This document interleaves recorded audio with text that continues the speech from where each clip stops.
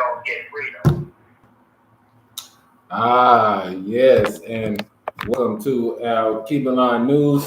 I am your combat reporter, Brother Thutmose Sankara, here on New Black Panther Party Radio, coming to you on this chilly solstice evening, where the spirits are high as we go into the winter season, that renewal season for African people and those who are in tune with the spirituality of the universe. And during this pandemic, we should take that as a very serious matter, staying up on our herbs, keeping our health intact. And I know everyone under the sound of my voice can resonate with that thought, and that there are those near them and dear to them that they have lost over these last 2 years. And so, as we renew ourselves in this season and go forward into struggle, as we do tonight, we want to take a very poignant focus on the continent of Africa. As the elders and comrades on the continent have been communicating with me lately, it seems as though the forces of imperialism are using the pandemic to ramp up the political pressure on the continent of Africa, and using those same mechanisms that they have used before, the IMF, the World Bank, now in conjunction with the pandemic, and then ultimately now blaming the continent. Kind of remind you of the green monkey thing, right? You know, now all of a sudden, out of South Africa, you have a new variant that has, at the beginning of September, that it was 3% of cases of Omicron. Now it's 75. So we see the proliferation of this virus and how this new strain of it is taking off now. And we just keep our eyes on it and be aware of it, particularly because of the fact that now, although Africa has kind of been above the fray in regards to the pandemic, not having a great outbreak as bad as other continents have, but now all of a sudden a brand new variant being blamed on the country of South Africa, and that variant being Omicron, and them claiming that it isn't as prolific as the Delta variants, but that it is more widespread. So we must keep in mind, and the comrades and I were also discussing this matter of, and we'll get into it at another time deeply. We must focus on the continent this evening, but these spike proteins, those who understand what is going on with this coronavirus disease 2019 that has been manufactured and being proliferated upon the world. So as we focus on the continent, first, I would like to go back to, of course, the seat of government on the continent, that nation of Ethiopia, which is now in great turmoil. The war between the Tigray People's Liberation Front and the Ethiopian government has matriculated over the last year into a massive human rights crisis, where close to 500,000 people are on the brink of starvation due to the conditions on the ground. And in further research in regards to what is happening in the nation of Ethiopia, just poignantly, while Eritrea is north of Ethiopia, and as it sits on the Red Sea, and Ethiopia is there, it sits more on the Indian Ocean. These nations and this historical family, because basically they're the same people, Tigray, Amharic. I mean, look at it. I mean, come on. It's not like they're Bantustans peoples from, Nigeria or Angola, right? So there's a localized, right? So let's look at that region, right? You could put the Somalis in there, very close association, the Eritreans, or the Tigray peoples, and the Amharic, the Oromo, and these nations within a nation that we call Ethiopia, and the conflict that is being proliferated by the United States government. So during this research, I come to find that these aid trucks and convoys that are supposed to be delivering to the Tigray People's Liberation Front, actually, after the Ethiopian military seized some of them, came to find that there were arms inside of some of these trucks that were supposed to be containing food. And so, of course, the comrades seized these arms and cease and desist on that so-called aid mission. And so now the Tigray peoples claim that the Ethiopian government is forcing them into a genocide based upon war, bombing, and the withholding of food stocks. And so we have to look at within inside of there what is happening. These are United States military that the Ethiopian government's intercepted, right? On this road, in this convoy, taking this food to the Tigray peoples. Because, I mean, look at it. It's an easy one. If you destabilize Ethiopia, you destabilize the whole continent. That's the seat of government. That is our capital, politically. And so we see the continuation of this conflict and moving to a point where now, this is how you just have to use deductive reasoning. You have to have critical analysis. The Tigray People's Liberation Front, right, now say, hey, well, look, we're going to pull back out of Afar and Amhara regions, because we came in there, you was killing our people. So, yeah, we was like, hey, we weren't going to have that. But at this point, we're negotiating, we're going to pull back. So that should let you know that at some point, someone saw that needed to be reset. And if you think deductively and read the reports in Al Jazeera and other investigative news organizations, that the United States, through reports from the Ethiopian military, were found to have been participating in delivering live arms to the TPLF, the Tigray People's Liberation Front. They're in the nation of Ethiopia. Get this straight and just understand it. All of this fighting is taking place. It's not like Eritrea and Ethiopia is fighting. This is a war between the Eritrean people that happen to still live in Ethiopia, in that region, next to Eritrea, and the Ethiopian government. You can look and see clearly that this is nothing but another Western game of pitting one against the other and seeing the destabilization of a whole region. And we can't have that happening, particularly at this time as South Africa is under attack, being blamed for the matriculation of this pandemic, and then now having the seat of government in Africa be destabilized. Here in Atlanta, where I am, we've been taking a very close look at this and connecting with those Eritrean and Ethiopian people's organizations that they have here in the city of Atlanta, which is very prolific.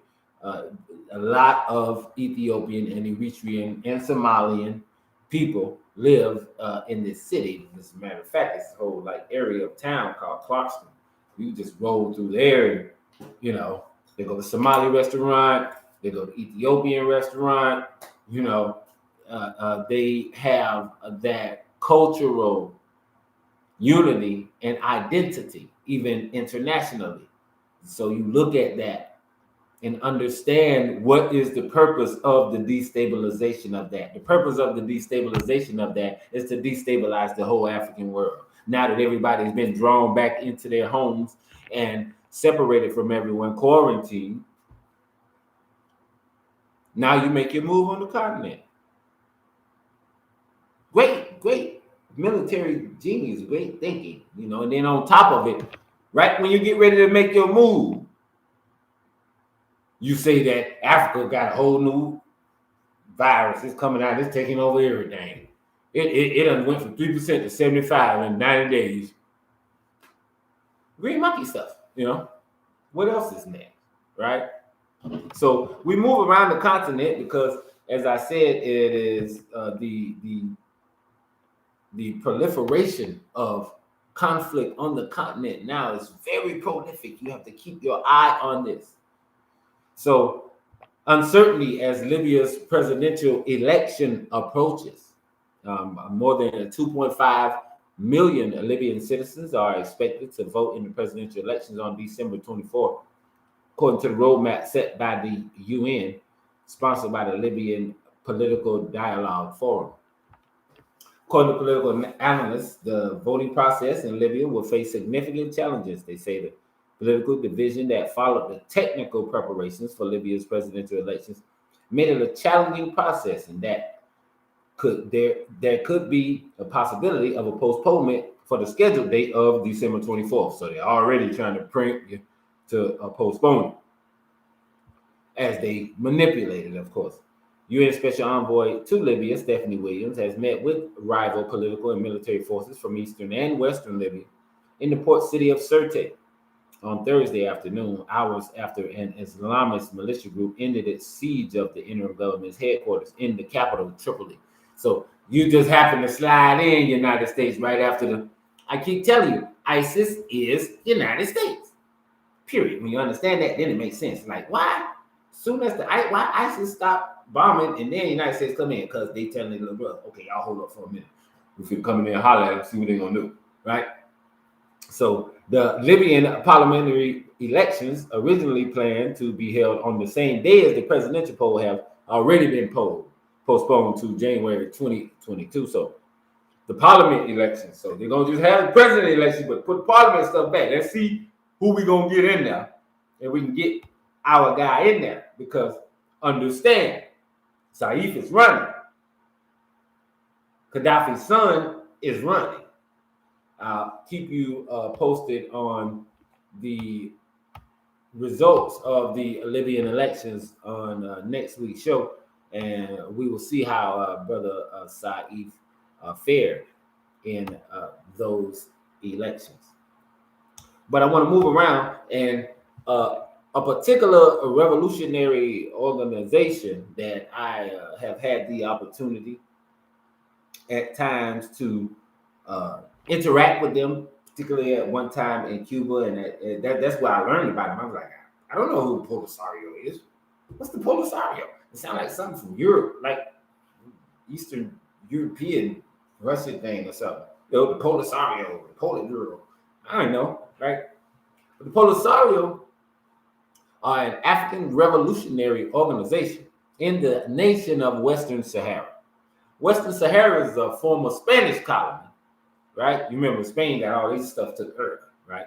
But it's over there by Spain, right? So Morocco and Western Sahara, Spain keep holding on to them two spots right there. It's a funny little place called Quetta, too. That's like a enclave of Europe on the African continent. If you cross this fence, then you're in Europe, but you're still in Africa, right? You get all the rights like in Europe. Explain it to you some other time.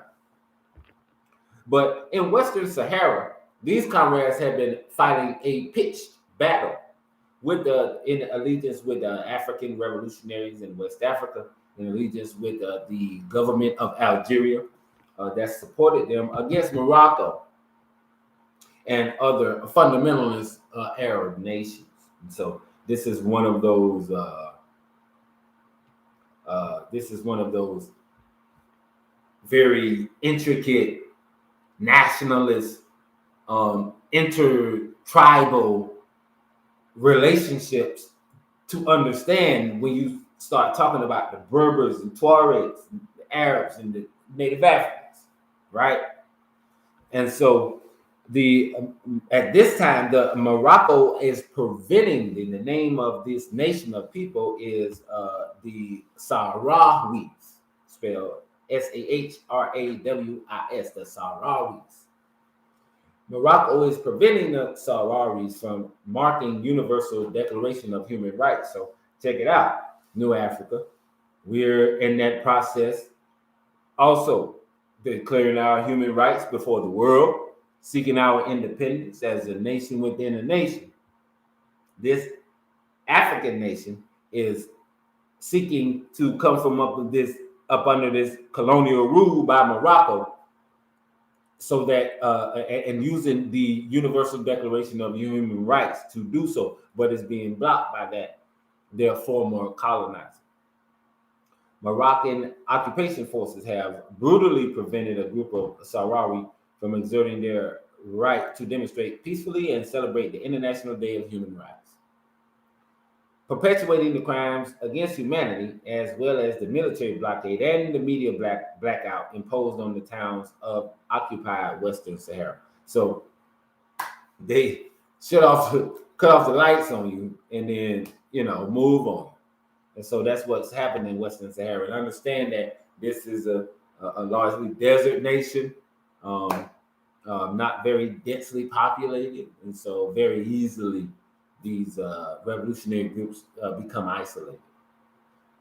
Sahrawi activist and former political prisoner Mahfouda Bamba Lafkir said in a testimony that she and a group of Sahrawi demonstrators were violently beaten and prevented from staging a peaceful demonstration commemorating the International Day of Human Rights. The demonstrators were calling for respect of human rights in the occupied towns and cities of Western Sahara and the lifting of the house arrest imposed on activist Sultana Kaya in the occupied town of Bourjoul. So she also stressed the Moroccan occupation police force used violence against her and other Sahrawi women in the location of the demonstration, and also against Sahrawi activists inside a place of worship. The Sahrawi activist said several demonstrators were injured, citing a Sahrawi woman, Metu Ali Salem, as the most seriously injured, as she was slapped, beaten, and dragged on the street in a brutal and barbaric manner. Mahfouda Bamba Lafkir has called on the international community to take urgent action to prevent Western Sahara people and to protect Western Sahara people and save them from the brutality of Moroccan occupation. The Sahrawi activists expressed her determination and that of the other Sahrawi demonstrators to continue their peaceful protests until the victorious return of all Sahrawi refugees to Western Sahara, their homeland. And so you see not only this anti-colonial struggle against Morocco that's taking the place of the former colonizer, Spain, against the interests of these. You have to understand, Morocco at the top of the continent. Western Sahara is around that western edge, going down right there above Mali. And so you see the transition of the culture of the people from that Arab-dominated north down to the more traditional continental African nations there in Mali and in Western Sahara being one of those transitional states across what they call the Sahel, which is that ribbon across northern Africa below the Sahara and before the temperate region down near the Gulf of Guinea. And so as we move across the continental map and looking at that area, once again, they're in Northwest Africa, where the Sahrawi people are struggling for liberation. Now we take another review, as we have before, down into Mali. And remember, Mali has been going through a conflict there in regards to, once again, the ISIS forces. The United States, right, in the nation of Mali, and before, the great library at Timbuktu had been attacked. The the ancient kingdom of Gao, had been bombed and strafed by these forces, and so we're looking at the proliferation of this Arab nationalism, as historically it has been, right? Nothing new, but in these modern terms, using these political colloquialisms, right? Arab Spring, and all of this stuff, to renew political domination in these certain regions on the continent of Africa.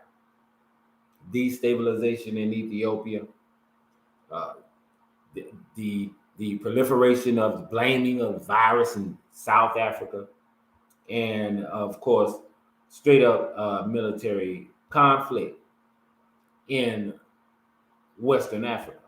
And so the United States, this article here, I just had to give you this, you guys, because I just laughed all the way through it, right? It's coming from the United States Department, right? United States Department of State. And, usually these communiques you find on allafrica.com, they come from the newspaper. The United States want to get something out, they'll put it in the Washington Post, they put it in the New York Times, but that is like, when when the State Department themselves come out and say something, it's like, okay, what's happening here? Why y'all all alarmed over here, right?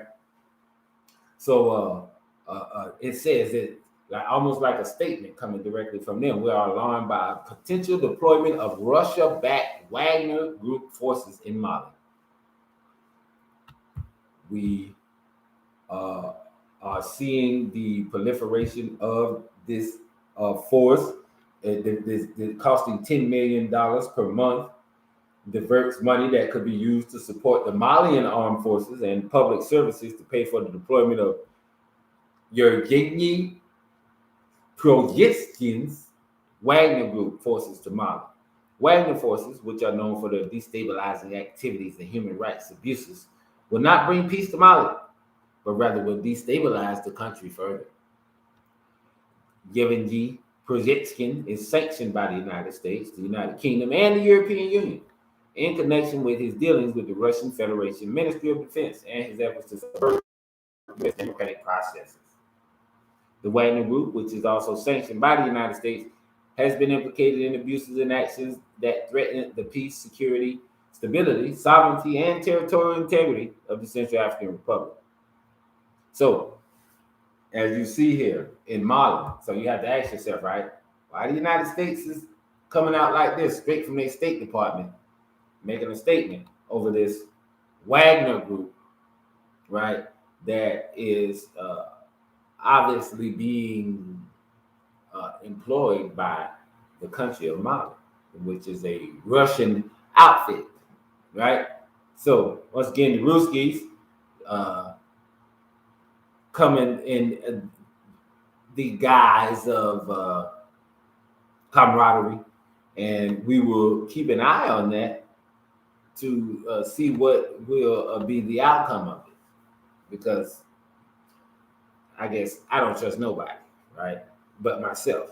So in Tunisia, they are once again in that northern African nation, the proliferation of violence, those comrades who had been in solidarity with the comrade Gaddafi, they're in that nation, still under attack. We've seen the overthrow of the government in Sudan by the military. First of all, after mass action, mass demonstrations by the people. Then the overthrow of the government by the military there in Sudan, after already having been ousted Bashir, the former president of the nation of Sudan. So I'm saying all this to try to get you to look at the balance of power in Africa and how throughout each region, the United States military with AFRICOM and in conjunction with its imperialist comrades, France, England, and others, Germany, are keeping a stranglehold on Africa and are even tightening their hold now. Because as we are all in isolation, they can do more things openly, as you said, as I just stated, in Western Sahara. They are cutting off all communication and then going in and carrying out these atrocities, as the sisters from the Sahrawi community said in their statement. So, keeping there in Western Africa, of course, the nation of Nigeria, the most populous nation on the continent, and of course, the seat of power among regional nations there in Western Africa, are carrying out military airstrikes. These over here in Lake Chad area. So once again, we're looking at regional conflict, right? And the traditional African-centered government in Nigeria, the Christian Yoruba government there, in pitched battle against the Hausa northern communities that are working in conjunction with ISIS, those Arab forces, Hausa being predominantly Muslim, and wreaking conflict in that nation, really like on an untold level. The kidnapping of the 200 Nigerian girls was just the tip of the iceberg in regards to what is going on in that nation, particularly in the northern region of it. So the Nigerian military are carrying out pointed aerial strikes in the Lake Chad area in Borno State there.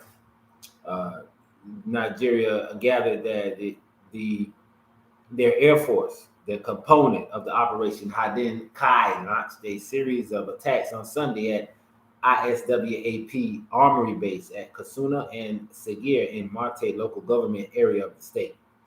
The operation was conducted after intelligence, surveillance, and reconnaissance missions revealed the presence of several fighters who converged in the area in their preparatory move to launch strikes on troops in the Axis. An intelligence source told PR in Nigeria that the ATF scrambled Super Tucano aircraft in attacking the target area in multiple waves, which recorded direct hits on a weapon manufacturing facility, fuel dump, armory base, and an infrastructure filled with vehicles and motorcycles. Some terrorists fleeing the area were also intercepted and neutralized in follow-up attacks by the Nigerian troops. The week-long sustained air offensives have impacted on jihadist operational command and thwarted the group's plans to carry out major attacks on the military formations in the Axis. We are aware that some of the surviving and wounded terrorists who escaped are hiding under thick trees around Arena Soro and Arena Kike. So we see conflict there.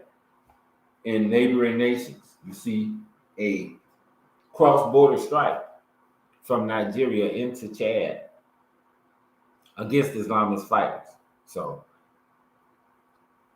I guess the Nigerians are gonna try to beat you out your money, but they're gonna fight and try not to let no Islamists take over their country. You know, I guess there's some good in that. I'm being facetious.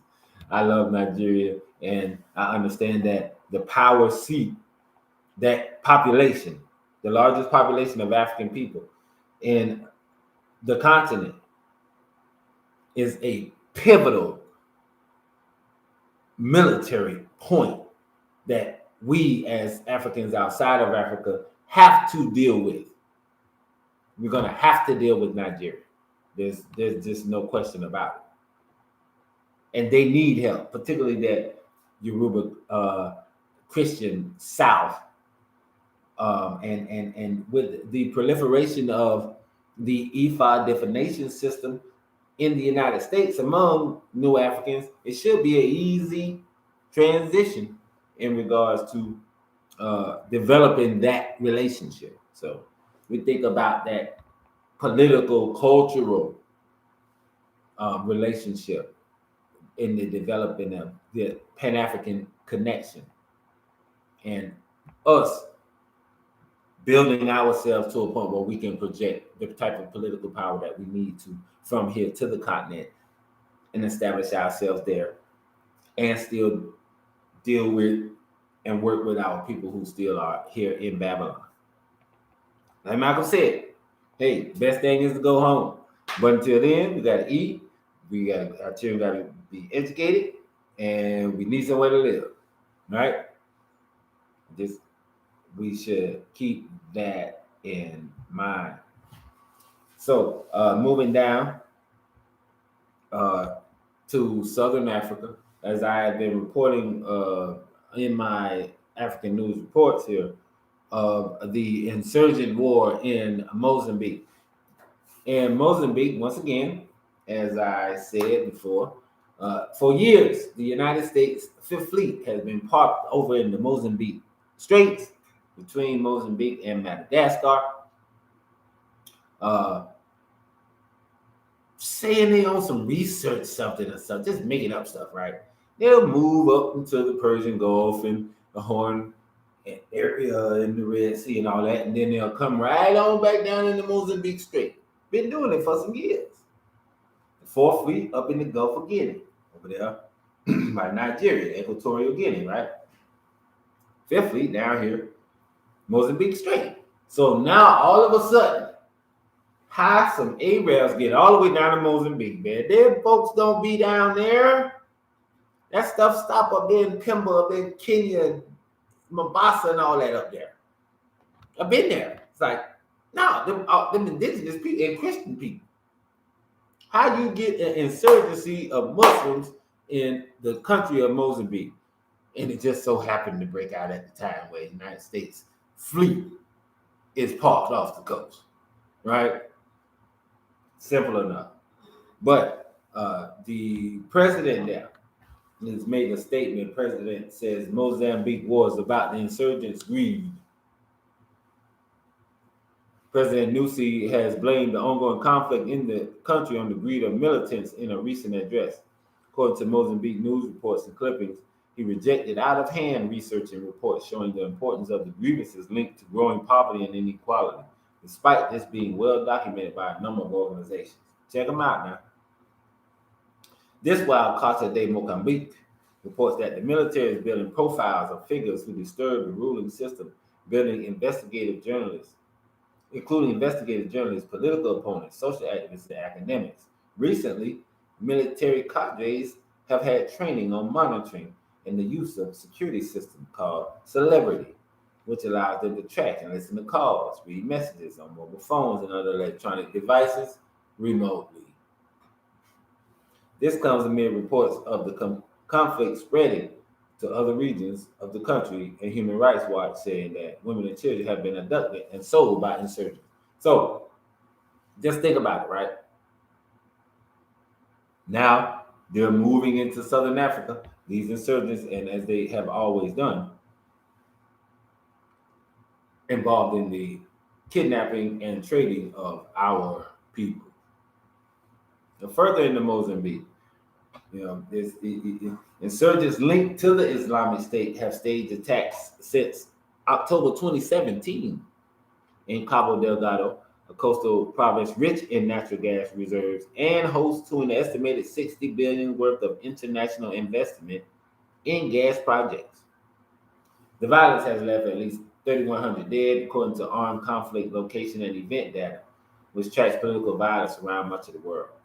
Attacks in Nyasa, the province directly to Cabo Delgado's west, have been reported since at least mid-November, according to this organization.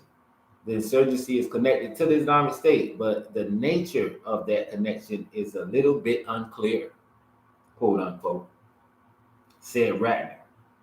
He said insurgents identified as an Islamist group whose core grievances are really about the lack of control that local people have over their lives. The insurgents proposed wresting local control from the central government in Maputo and instead having an Islamist form of self-government in the north. So we see this carving out in the nation of Mozambique, this threatening of carving out there in Mozambique, there in the north, an Islamic State. Once again, the West, using its proxy forces there in Southern Africa, are now carrying out armed operations where they're actually at the point of. But don't forget that the Southern African Development Community is carrying out armed operations against these insurgents also. And they have even included the nation of Rwanda in it, and Kagame and his forces. Of course, he understands the urgency of not allowing the Western forces to get that type of military foothold in Africa.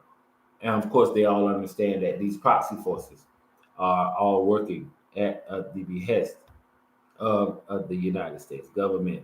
And so they have all come together in a Southern African Development Community operation, whereby which the combination of the militaries of Zimbabwe and Mozambique and South Africa and Botswana, Zambia, all the boys got together and was like, nah, we ain't gonna let y'all jump on Mozambique like that.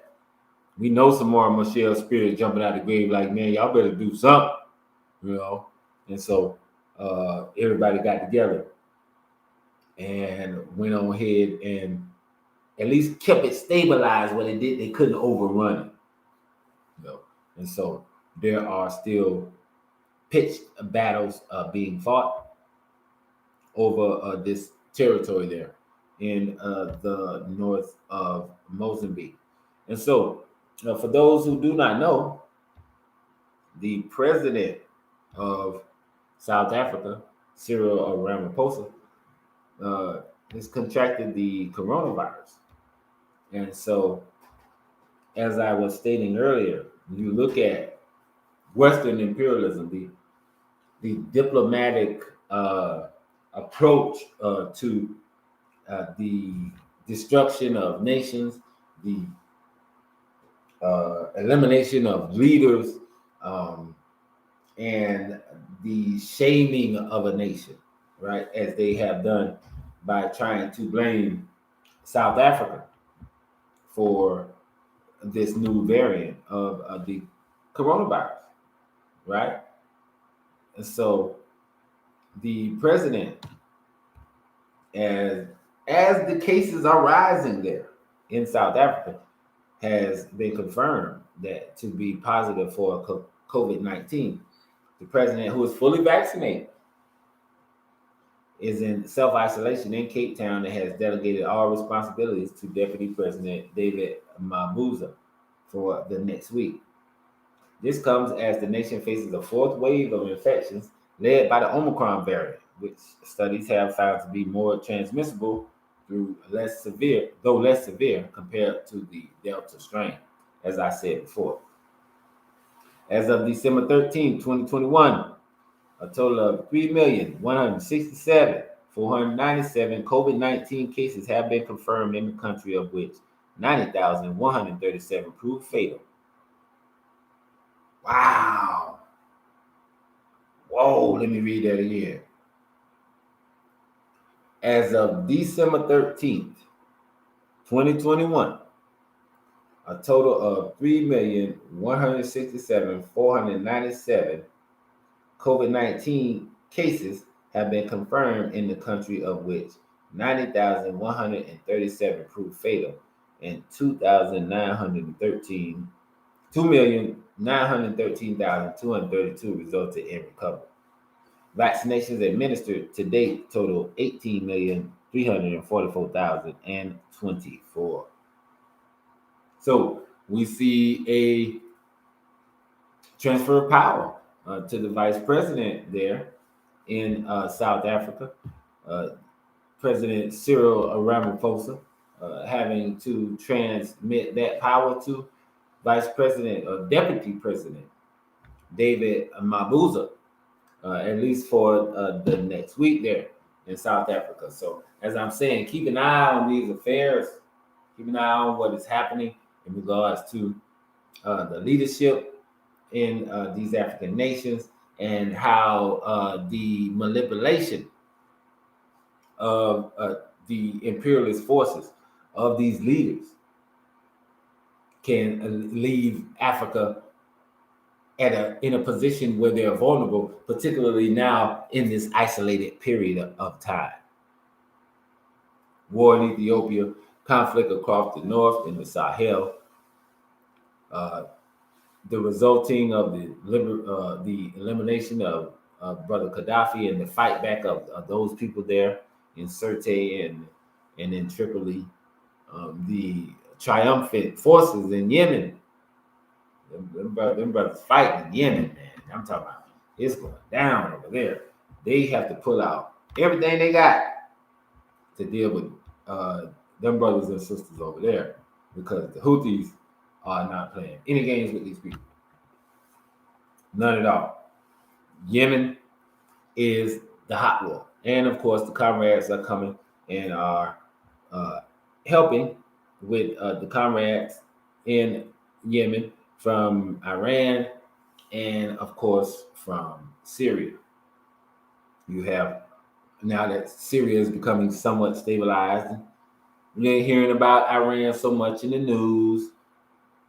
They got the extra resources to ship down there and keep Yemen held up and while it undergoes this great attack from particularly Saudi Arabia, which sits to the north of that nation, and as we know, is a great ally of the United States. Even though the majority of the people that they said blew up their building, which they really didn't, and they did it themselves, supposed it came from Saudi Arabia. Oh man, this stuff gets confusing. Who can figure this stuff out? Right? That's why you have to come to that's why you have to come and check in with your combat reporter, Brother Thutmose Sankara. So we can straighten out these issues so that we can get our political affairs in order. Speaking of getting our political affairs in order, there was a great comrade and now ancestor by the name of Marcus Garvey. He said that, where's the black man's men of big affairs? Where's the black man's government? We ain't got one, I'm gonna make it. That's the attitude that we should all take, particularly as Africans, new Africans from the West, endowed with the spark of consciousness, endowed with the experience of organizational work, and focused to see the fight through to the end, as Marcus did. And I had the great honor of receiving today in the mail a book that I had a copy of before, but it was so frayed and stuff that I was almost afraid to read it. I just look at it and appreciate it. It's called Marcus Garvey and the Vision of Africa. And there's just, to me, as I mentioned sometimes, you'll hear me say, there are these cardinal points of struggle, right? Where you come to the realization of certain things that make things crystallize in your mind. It could be different things for different people, right? But for me, being a Malcolmite, as I am, and wanting to know every aspect of knowledge in regards to him, and then coming from the South and appreciating, although understanding the historical nature and the irresponsible actions of the nation in regards to Brother Malcolm, still appreciating Elijah Muhammad for the knowledge that he brought to us. And it made it crystallize in my mind that I could appreciate that, because the knowledge that Elijah was given came from who else but, once again, the Honorable Marcus Garvey. And although it came from a Islamist bent, the same nationalism, you read what Muslims want and what the Muslims believe in, you almost read the aims and objectives of Marcus Garvey. And then you're also reading the 10-point program of the Black Panther Party, right? So the point where it crystallized for me in this book, and when I ordered the new version family, the original one always had the commentary. This is Marcus Garvey and the Vision of Africa, edited and with an introduction and commentaries by John Henry Clark, with the assistance of Amy Jock Garvey. And then this new one, oh my God, has the introduction by Runoko Rashidi, our ancestor who just left us, right? I just ordered a book, just get here today. It's a new introduction by Runoko. It's like, my ancestors are just surrounding me. This knowledge is like permeating through my pores, they're just reaching out to me through every venue that they can. It pushes you towards doing what it is a responsible African revolutionary should do. And so in this book, what made it crystallize for me, on page 372, Mama Amy Jock gives us this. She says, let us trace the source and course of Black power to determine its effectiveness as a weapon of defense of a Black minority. I propose to do so by submitting questions sent to me by a student of research on the work of Marcus Garvey. I added other questions and the answers so as to round out my subject. Here they are. Is there any connection between Marcus Garvey's teachings and the philosophy of Elijah Muhammad and Malcolm X? Have Garvey's teachings been corrupted? Wow, it's a big question, right? This question can partially be answered by my quoting from a letter written by Mr. Thomas Harvey, President General of the UNIA, to the Jamaica Gleaner, November 17, 1964, in which he states, please allow me space to express my thanks to your government for inviting us down from America to attend the ceremonies in connection with the reinterment of Marcus Garvey in George VI Park. I think I am in a position to speak on behalf of Negroes in America and Canada and to affirm my belief in the sincerity and courage of Marcus Garvey as the only international Negro leader at the close of this century. He paved the way for local leaders who have emerged since his death. Most of them were his understudies or followers who were inspired by his dynamic leadership and the universality of his appeal for justice, equality, and independence for the Negro people throughout the world. For instance, Elijah Muhammad was formerly a corporal in the uniformed ranks of the Chicago Division. Malcolm X's father was the vice president of the Detroit Division. So Malcolm X grew up under the influence of Garveyism. Miss M.L. Gordon of the Peace Movement of Ethiopia was formerly an active member of the organization in Chicago. The Ethiopian Federation is also an offshoot of Garveyism.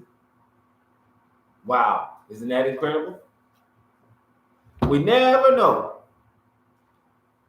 Malcolm said, history is the subject that best suited to reward one's research. I know what you meant, Malcolm. It meant a quickening of the spirit. It meant a movement in the direction of the destiny of your ancestors. Ashe. And Ashe to the spirit of Marcus Garvey. Ashe, I want to say to the spirit of Russell Maroon Schultz, who left us this week after being incarcerated nearly 50 years, coming home to us and under a stage 4 cancer condition, which was proliferated upon him by the Pennsylvania Department of Corrections. They murdered him and then handed him to us just to watch the last bits of his spirit fritter away in front of us. And so I say salute to the spirit of Russell Maroon Shorts, the runaway, the maroon. Salute to you, comrade ancestor. We'll keep your lessons and teachings in our hearts and minds and spirits. This has been your combat reporter, Brother Thutmose Sankara, here on New Black Panther Party Radio. And remember, as always, African people, stay vigilant. And stay tuned for further commentary and interaction with the community. Conrad Greg.